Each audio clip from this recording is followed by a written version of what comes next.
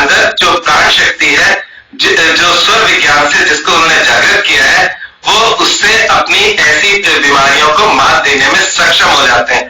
तो ये बात तो मैंने अभी जब शुरुआत इनसे हुई थी तो मुझे लगा कि आज इस बारे में तो हम सब भी जानना चाहेंगे, जितने भी संसार के लोग हैं, तो इन त्रासदियों से समय समय पे कैसे बचाव किया जाए, कैसे हम अपनी प्राण शक्ति को और बढ़ा सकें, कैसे हम स्वर विज्ञान की उन गुण अगर स्वामी जी देना चाहें हम सबके बीच में इस तरह के कुछ टिप्स, तो हम लेने में इच्छुक है स्वामी जी कि आज इस समय जो सृष्टि में इतनी परेशानी चल रही है कोरोना की और उसका कोई अंत नहीं दिख रहा, तो एक आम साधारण व्यक्ति ऐसी क्या साधनाएं, ऐसा क्या कार्य करे जो अपने आप को थोड़ा सा इम्यूनिटी बढ़ा सके और इस महामारी का सामना कर सके।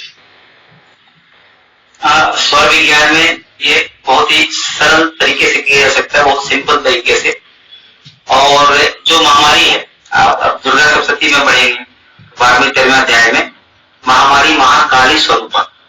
तो महामारी जो है महाकाली का ही स्वरूप है।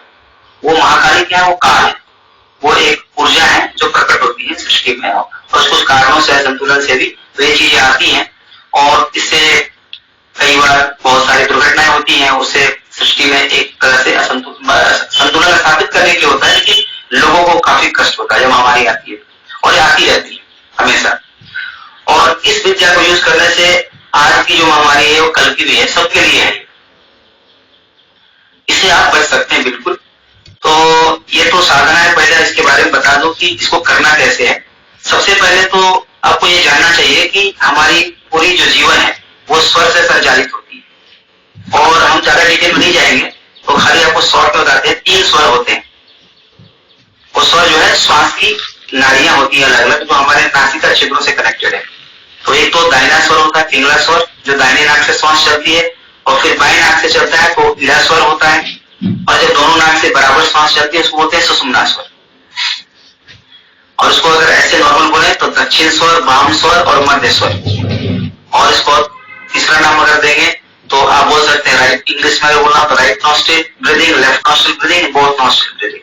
तो इसको समझाने के लिए, जैसे पिंगला ईड़ा सुषुम्ना का नाम है, लेकिन हर तरीके से समझ जाए कि पिंगला जो है वो राइट नॉस्ट्रिल से जब ब्रीथ करते हैं आप दाहिने तरफ से नासिका क्षेत्र से, तो वो पिंगला है। बाएं नासिका क्षेत्र से आप सब श्वास लेते हैं, ब्रीदिंग करते हैं, तो ईड़ा है। और जब दोनों बराबर चलने लगती है तो सुषुम्ना है। तो ये 3 नाड़ियों के अंदर जो श्वास है, यही हमारे जीवन मरण सब कुछ का कारण है। इसी में सारे रहस्य छुपे हुए। श्वास जो है ना बहुत रहस्यमय है। हम श्वास के बारे में बहुत कम जानते हैं। आदि काल में, आज से हजारों साल पहले हमारे जो पूर्वज थे, इसके बारे में बहुत कुछ जान लिए थे और उन्होंने इसको स्वर विज्ञान के रूप में प्रतिपादित किया। इसके आदि गुरु भगवान शिव स्वयं है, जो माता पार्वती के अनुग्रह से इसको प्रकट किए थे। जब एक बार माता पार्वती जब साकार रूप धारण करके, तो निराकार सर्वव्यापी है महेश्वर, तो साकार रूप धारण करके पृथ्वी पर जब वो भ्रमण कर रहे थे तो उन्होंने देखा बहुत तरह के प्रॉब्लम्स लोगों के अंदर। कोई व्यक्ति बहुत अच्छा से साधन कर रहा है, साधना कर रहा है, या अपने जीवन में जो धर्म के आधार पर चल रहा है, फिर भी उसको प्रॉब्लम्स हो रहा है। तो फिर भगवान ने कहा कि ये सारे कर्म और कर्माशय और जो प्रारब्ध है उससे लोगों को सुख दुख मिल रहा है, और इसका एकमात्र साधन है कि जो स्वर विद्या है उसको कोई फॉलो करे तो ये सबों से छुटकारा पा सकता है। वो काल को देख सकता है, काल को बदल सकता है, काल की संरचनाओं को बदल सकता है, सृष्टि को संचालित कर दिया अपने संबंध में। वो अपने भाग्य को देख भी सकता है, और भाग्य में मृत्यु है तो उसको भी स्थगित कर सकता है, या फिर अगर चाहता है कि आज ही हम शरीर छोड़ दे तो वो भी कर सकता है। उसकी कई विधियां हैं। तो ये काल को पूरी तरह से नियंत्रित करने की विद्या है, और इसीलिए इसको जो करते हैं, तो ये कोई भी चीज इस तरह की महामारी है, कुछ भी है, सब तो काल का ही रूप है जो हमारे अंदर प्रवेश करके हमको नष्ट कर देती है। अब ये हमको कैसे नष्ट नहीं कर सकती है? हम कुछ ऐसा जागृत करें अपने अंदर ऊर्जाओं को, इस तरह से उसकी जो हमारा ऑरा है, हमारे अंदर की जो प्राण है, उसको इस तरह से संचालित करें कि वो जो इस तरह की जो काल की जो संरचनाएं हैं वो आके बिखर जाए, वो आकर के डिसॉल्व हो जाए। हमारे ऊर्जा में जैसी है तो उनकी कोई प्रभाव ना हो। प्रभाव अंदर तो आए लेकिन प्रभावहीन हो जाते हैं, वो ऐसे आते हैं और वो खत्म हो जाते हैं, उनका कोई प्रभाव नहीं होता है। तो उसके लिए कुछ साधनाएं हैं और बहुत सिंपल है।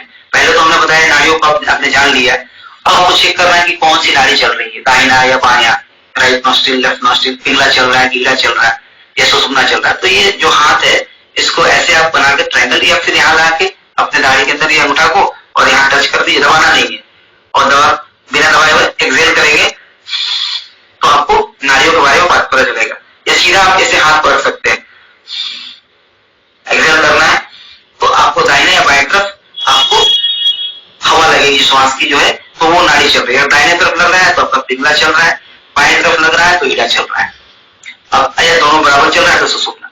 अब आप एक बार नाड़ी को जान लेंगे तो उनका उपयोग भी जान लेंगे। अब हमको कैसे बचना है, इसके तो बहुत सारे उपयोग हैं, लेकिन हमको कैसे बचना है इन सब चीजों से, महामारी से, तो उसका एक तरीका है, सुबह सुबह जब हम सोते हैं तो हमारी प्राण जो है वो सब जो है ना आपस में ना अंदर में, जिससे सूर्यास्त होता है ना, ये अंदर में हमारे मणिपुर में अंदर जाकर के एक जगह में हृदय में जाकर समाहित हो जाती है, और सिर्फ इतना ही एक्टिव रहती है कि हमारा जीवन चलते रहे, श्वास चलते रहे और शरीर की गतिविधियां चलते रहे। वो सो जाती है, वो अंदर के लोकों में चली जाती है, अदर मंडल्स में। सृष्टि मंडलाकार है तो अंदर भी हमारे कई लोग हैं, तो वो अपने प्राण जो है ना अपने लोक में चली जाती है। फिर इस बार सुबह जब होता है ना तो फिर प्राण जो है विस्तरण, उसका उदय होता है। तो उस समय जब उदय होता है तो बाहर की जो सृष्टि है, जो भूमंडल है जहां पर हम लोग रहते हैं, हम जब उसमें फिर प्रवेश करते हैं तो उसकी ऊर्जा और हमारी ऊर्जा, उसमें एक तारतम्य स्थापित होना चाहिए। जब वो तारतम्य स्थापित होता है तो हम उस मंडल के विधाता बन जाते हैं, मतलब उसके राजा बन जाते हैं, और जितनी भी शक्तियां हैं वहां पर वो फिर हमारे अधीन हो जाती है। अब ये कैसे होता है कि सुबह सुबह जब आप बेड पर उठते हैं तो सबसे पहले आपको ये चेक करना है कौन सी नाड़ी चलती है। इसका एक विस्तृत साधना है, लेकिन हम आपको सिंपल बताते हैं। जो नाड़ी चल रही है, जैसे दाहिना चल रहा है, दाहिने नाक में श्वास चल रहा है, तो पृथ्वी पर पैर जो है दाहिना ही पहले डालना है। अगर बायां चल रहा है तो बायां पैर पहले डालना है। तो यहाँ पर क्या होता है, एक बहुत बड़ा एक्सचेंज होता है ऊर्जाओं का। तो अगर हमारी जो नाड़ी दाहिना चल रही है और बायां पैर डाल दिए तो इस भूमंडल के जितने भी अदृश्य और दृश्य शक्तियां हैं, जो लोग हैं या जो आप जो समाज में रहते हैं या जो भी चीजें हैं, सब आपको प्रभावित करेंगी उससे। मतलब आप उससे प्रभावित होंगे, आपको कंट्रोल करेंगे।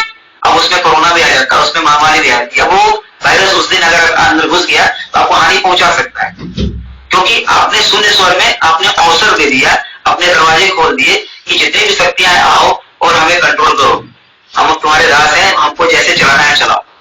ये हो गया एक तरीका। अगर हमारी नाड़ी पहली, अगर दाहिना नाड़ी चल रहा है बायां और हमने वही पैर डाला, तो उस समय सृष्टि में जब ऊर्जा होता है ना, वो महाकाल का ऊर्जा होता है। आपका जो स्वर चल रहा है और उस समय किसी मंडल में आप प्रवेश करते हैं तो आपकी जो ऊर्जा होती है ना, महाकाल से संचालित होती है, भगवान शिव से।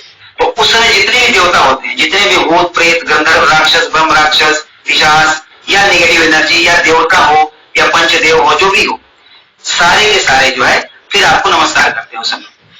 और ये तो कोरोना वगैरह छोटी शक्तियां हैं, ये तो ऊर्जा है। तो ये सब जो है ना अधीन हो जाते हैं। कोई भी जीव जंतु, उस पूरे मंडल के जितने भी रहने वाले चीजें हैं, दृश्य अदृश्य, सब जो है आपको नतमस्तक करती है, और आप जो भी कार्य करते हैं उसमें सहयोग करती है, आपको हानि नहीं पहुंचाती है। इतना अंतर है, ये सूक्ष्म रूप में होता है। ये काल की जो संरचना है ना, वो ये भी महाकाल का जो स्वर है ना, वो महाकाल है, और सृष्टि कौन चलाता है? काल। महाकाल के ऊपर काल का निवास होता है, लेकिन उसके अधिष्ठाता देव कौन है? महाकाल है, उनके सामने काल का नहीं चलता है। तो जब आप महाकाल स्वरूप बनते हैं तो सृष्टि की जितनी शक्तियां सब अधीन हो जाती है। और इसीलिए आप जब बाहर जाते हैं, कहीं जाते हैं, कोरोना या कुछ भी हो, कोई शक्ति हो, सूक्ष्म हो, कितना सूक्ष्म हो, दृश्य हो, अदृश्य हो, जीव हो, जंतु हो, मनुष्य हो, कोई भी उस दिन आपको हानि नहीं पहुंचा सकता है। ये तो एक साधन हो गया, सुबह को भूमंडल में प्रवेश करते हैं। अब भूमंडल के अंदर भी कई मंडल बने, एक मंडल के अंदर भी कई मंडल होते हैं। आपका घर भी एक मंडल है, जैसे होता है वास्तु मंडल बोलते हैं हम लोग, तो वास्तु मंडल भी एक घर है, और घर से बाहर निकलते हैं वो अलग मंडल हो गया, बाहर जब जाते हैं। क्योंकि हर एक मंडल की ऊर्जाएं होती है। हमारी घर जो बनती है वो कई चीजों से बनती है, ईंट से, सीमेंट से, पत्थर से। लोग आते हैं, वो कहाँ से ईंट आई, कौन से भूमि से आई, शमशान से आई कि नदी से आई कि दिव्य जगह से आई, वो सारे मायने रखते हैं। उसकी एक ऊर्जा बन जाती है। फिर उसके बाद कौन व्यक्ति आया, उसकी ऊर्जा कैसी थी उस समय जब वो बना रहा था, और फिर कलर लगाते हैं और सारे चीज करते हैं, अंदर में चीजों को डालते हैं, लोग आते हैं तरह तरह के, तो वो अपने आप एक कलेक्टिव एनर्जी बन जाता है। सारे चीज जहां जहां से आए उसके हिसाब से वो एक एनर्जी बना लेता है। तो उस मंडल में वो एनर्जी होती है, उसमें देवता भी होते हैं, उसके अंदर सारे कोण है, सब कुछ है। तो सृष्टि के जितने भी सूक्ष्म तत्व है ना, सब जगह होते हैं। ये एक मंडल में होते हैं, दूसरे में भी होते हैं, तो उनका सूक्ष्म रूप रहता है, तो सब निवास करने लगते हैं। अब उस मंडल को कंट्रोल करते हैं। अब जब हम उस मंडल में प्रवेश करें तो उस मंडल से दूसरे में, तो वहां भी सारे देवता है, वो जो चीजें हैं वहां भी विद्यमान है। तो इस मंडल से जब हम अगेन, अगर हमारी दाहिना नाक से श्वास चल रहा है, मतलब पिघला चल रही है, बाएं से ईड़ा चल रही है या सुषुम्ना, तो अगर हम श्वास को देख के ना जाए और हमारे शून्य स्वर, शून्य मतलब कि जो एक्टिव नहीं है, शून्य स्वर बोलते हैं जैसे कि पहला चल रहा है, हम बायां पैर डाल दिए, थ्रेशोल्ड जो आपका चौकट है ना दरवाजे का, वहां से निकलना, कहीं भी चौकट आता है तो जो स्वर चल रहा है वही पैर पहले आगे जाना चाहिए। अगर हमने शून्य डाल दिया तो फिर वहां की सारी शक्तियां जो है आपको नियंत्रित करेंगी, वो हमको चलाएंगी जैसे चाहेंगी, चाहे वो मनुष्य हो चाहे वो जानवर हो, हर से हम प्रभावित हो जाएंगे, हानि भी कर सकते हैं हमारा वो। लेकिन जैसे ही हम अगर एक्टिव स्वर डालेंगे तो उस मंडल में जितने भी सूक्ष्म दृश्य अदृश्य जितनी शक्तियां हैं जो जो जो उस